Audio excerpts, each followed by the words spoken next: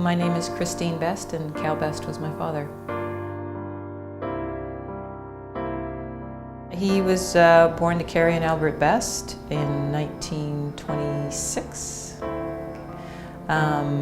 His father worked on the railroad. He was a porter, and he doted on his dad, but his father was away a lot.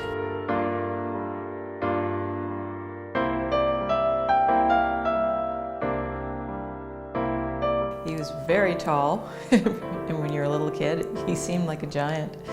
But he was a devoted family man. He just doted on his kids, and we all flew to meet him as soon as he stepped in the door. And our mother used to bodily insert herself between us to give him a little room to relax when he came home from work. But he had 4 kids. And he was affectionate and loving. My parents were both disciplinarians because they didn't tolerate poorly behaved kids, but he was a wonderful father.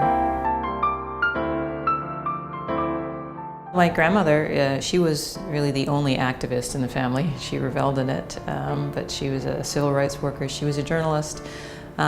She was a tireless advocate for people, both for Black Canadians, Native Canadians. She was known to pay people's taxes when they couldn't, so that they could keep their land.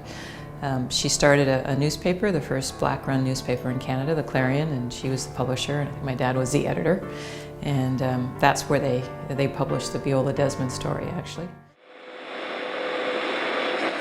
You know, if you don't have a paper, a means of communication, you're hopeless, in particular as a minority.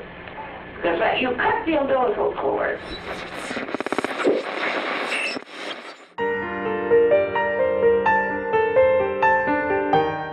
Mrs. Best, Carrie Best, was well known in Nova Scotia, and even though before I went to New Glasgow, I knew of Mrs. Best. And when I married and moved to New Glasgow, Mrs. Best was doing her Clarion paper, and she asked me to help with her transcripts. Of course, I type. I went to business college, so I typed. So she used to ask me at times to help her with those things. It was the first Black newspaper in Nova Scotia. I actually found, quite interestingly, an issue of it from 1947 in which they had profiled some of the returning veterans, but on another page they profiled the Phil's family of Sydney, Nova Scotia, which I found very interesting because that's my mother's family, and this is before my father ever even met my mother. They were profiled in my grandmother's newspaper. I guess it was a small world sort of a thing. But I know my dad had helped my grandmother out with the newspaper. My grandfather was a porter on the railway, so he traveled all of the time, and up until he lost his sight. So and then after that, he was pretty much stayed at home.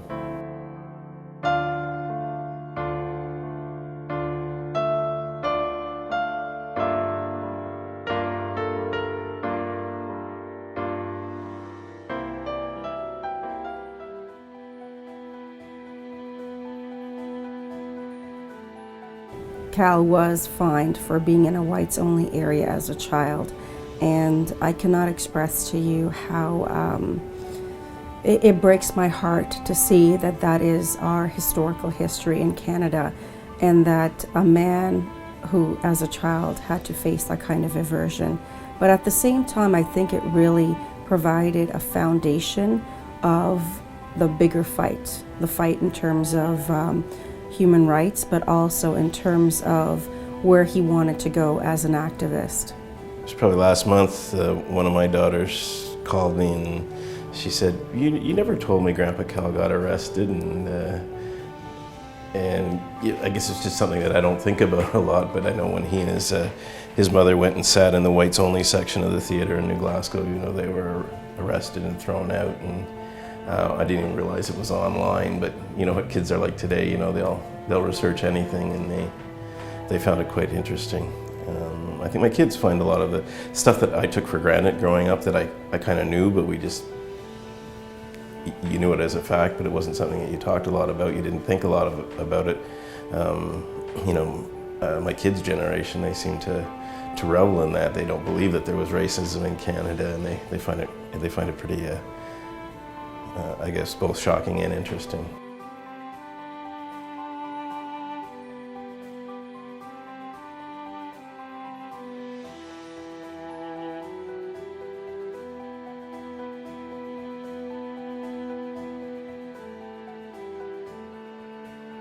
That happened when my dad was 12, and he and his mother, because his father was away so much, they often used to go to the movies.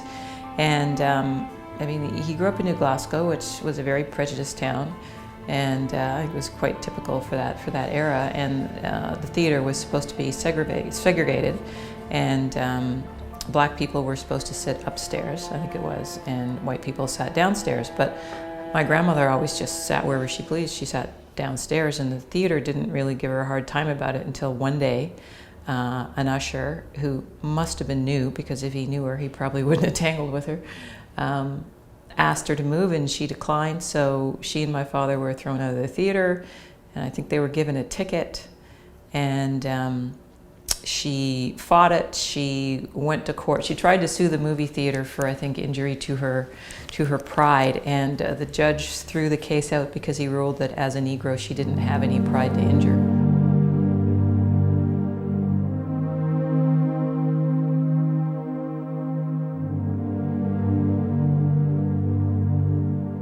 As an example, for blacks, they were considered less than a man. Obviously, there was a struggle regarding voting rights or any type of basic civil human rights that we had back in the days. If you look at a Canadian perspective, obviously coming from Nova Scotia, they were considered less than human beings. They were second-class citizens. And I know that Cal and his mother founded the newspaper, the Clarion. They were explaining social justice, what was happening with the black community within Halifax, on how they could fight and also raise their profile in order to fight for human rights. But at the same time, it was still the 1940s, and when you look at the United States, the 40s and 50s and 60s, there was still a lot of segregation.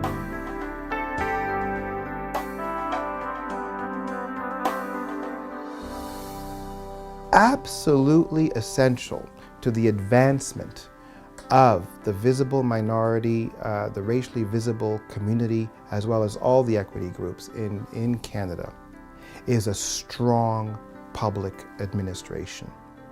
If we do not have a strong, vibrant public sector that attracts good minds, beautiful minds, we will not have institutions that defend the public interest. We need equality across the board. We cannot determine quality in this country by the amount of money you have in your bank account or how successful you have been with your business. It'll never happen. So what we need is young women and men to devote themselves to public administration and to dealing with all the complexities of running a complex society such as Canada.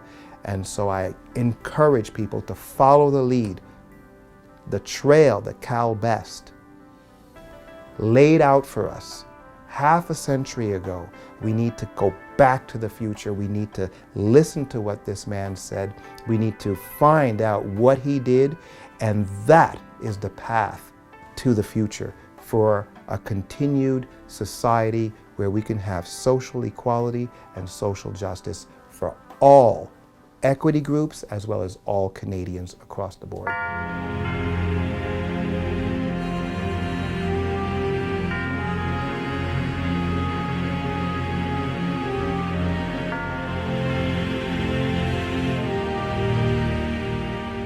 Well, my name is Cal Best. In 1964, I was the national president of the Civil Service Association of Canada, which was one of the organizations that merged, or one of a number of organizations that merged to become what is now the Public Service Alliance of Canada.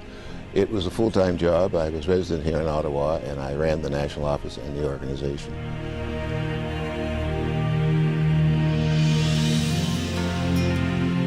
Well, I think the basic problem was the philosophical one about organization.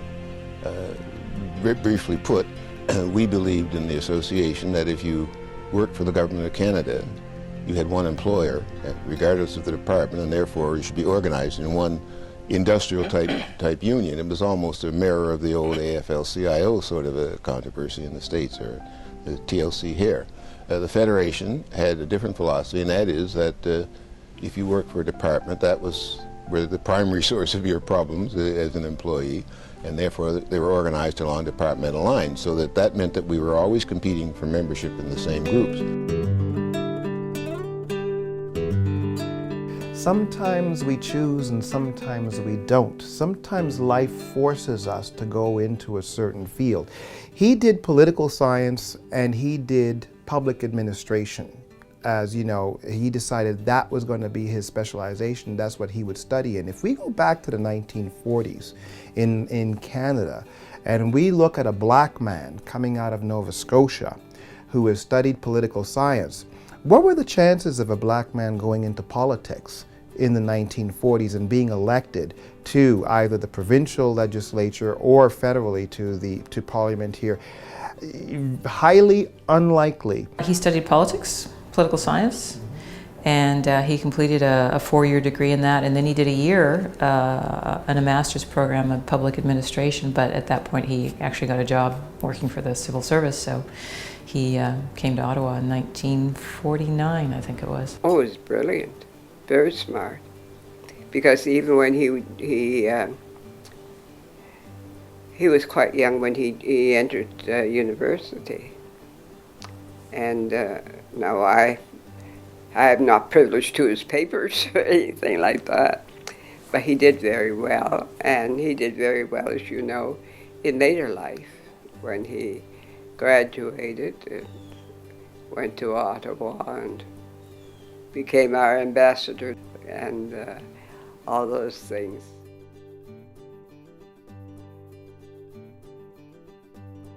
I'm sure he was a trailblazer, some sort of, because I'm sure at this time when he came to Ottawa to work for the Government of Canada, maybe he was the only one, or maybe one of the few blacks working in the time in Ottawa.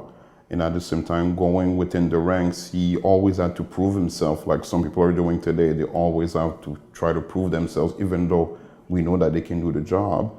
And by looking from his time in the civil service and becoming also an assistant deputy minister, we can see that there's a slight progression of visible minorities within the federal government, but at the same time, still to this day, it is not representative of the Canadian workforce. There's still some issues, but we are aware that it's better than before, but it's not enough because we still have systemic barriers regarding visible minorities.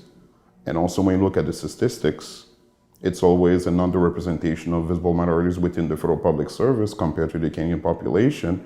But when they are within the federal public service, they are always overrepresented in clerical positions and underrepresented in middle management or executive positions.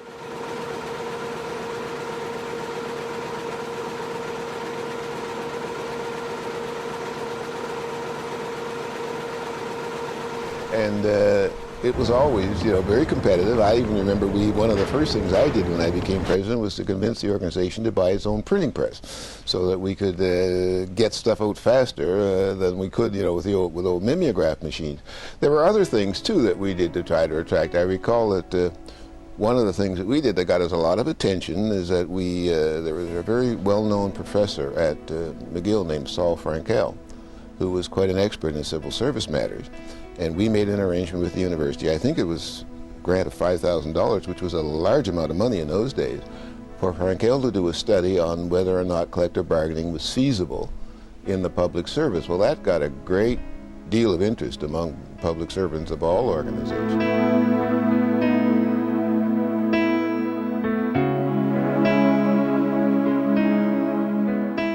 At the time, I would have to say in the 1950s, Cal was monumental in getting collective bargaining rights for civil servants, as they were called right now.